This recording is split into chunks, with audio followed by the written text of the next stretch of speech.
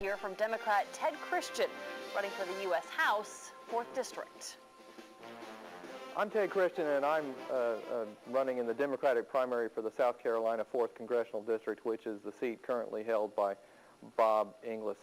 Let's talk about the issues. The biggest issue is, of course, the war. I actively opposed the war before it started, and I've opposed it since. It was, number one, it was unjustified, and that's a big deal. But past that, as a practical matter, like I wrote beforehand, it was going to be a really big, messy, bloody, stupid situation that we never should have gotten into in the first place. The idea that we were going to stomp satellite democracy into the middle of Arabia with 150,000 soldiers was just crazy.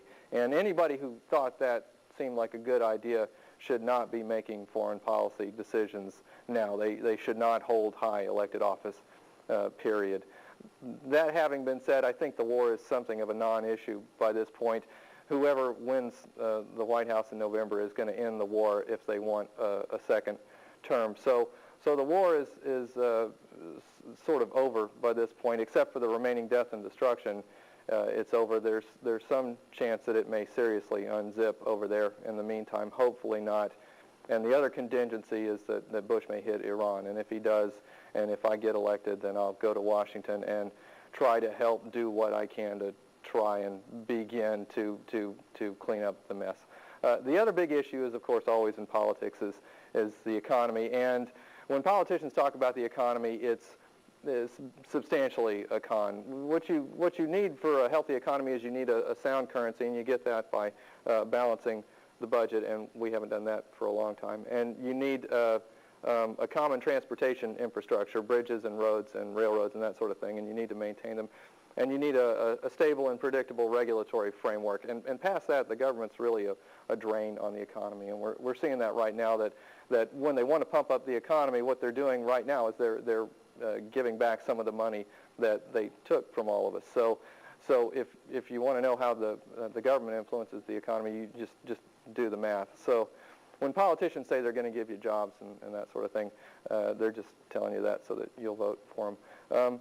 All the other big issues are really only big issues because they've been going on for so long. That's how they got to be big issues. The national debt. They've never balanced the budget up in Washington. We can do it here, but they can't do it up in Washington. What else? Illegal immigration. The Republicans never did anything about illegal immigration when they were in power, and if the Republicans didn't do anything, the Democrats aren't going to do anything now. So just get used to that. Healthcare cost is just going to keep on going up. The same money that controls healthcare controls politics in this country. That's just how it is. So if you want a change, voters, you're going to have to change yourselves. If you want something different, you're going to have to stop voting for whoever it is that's got the shiniest suit and the most money and gives you the slickest promises. If you want something different, you're going to have to vote for something different. And if you want to see something different, go to my website, www.christianforcongress.com. And if I can tack this on to the end, I've been trying for this whole primary to get a debate with my opponents, Paul Corden and Brian McCandless, and they won't debate me. And if they won't step up to the plate and debate someone in the primary, it just doesn't seem like they would have a chance in the general election. And honestly, it's hard to see how they would deserve a chance if they won't step up to the plate.